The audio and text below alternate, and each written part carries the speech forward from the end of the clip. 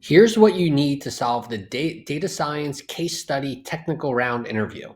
In this round, you're often going to be asked, what is the impact of something, whether it's a feature launch or a marketing campaign? And this is typically for product and marketing and growth data science roles. When you get asked this question, your ears should be like perking up. What's the impact? My first thought should be experimentation. But as you start working through, you're going to start noticing some problems with why an experiment might not work. And I want to clarify, this is usually the difference between a junior and senior data scientist. At the junior level, they might be happy that you at least came up with experimentation. But to get to the senior level or staff level, you need to understand when experimentation fails. There are a whole lot of reasons why an experiment might not work, but one of them is SUTVA violations. These are very common in data science or interview rounds. Uber has like the canonical interview question related to this, which is if you give a treatment to a certain set of drivers, what's going to happen?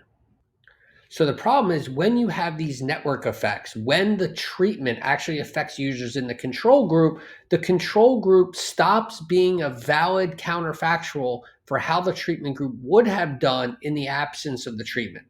So in this example here, the treatment increased the outcomes for the treated group, but it also hurt the outcomes for the control group. So when you go to measure this using, say, a two sample t-test or a regression, you're going to get an estimate that is way too big. Specifically, you would have a result that is biased that would not match the effect that would actually happen if they rolled out the treatment to everybody. Now, there are other things, but this is one of the most common gotchas for why you cannot do an experiment.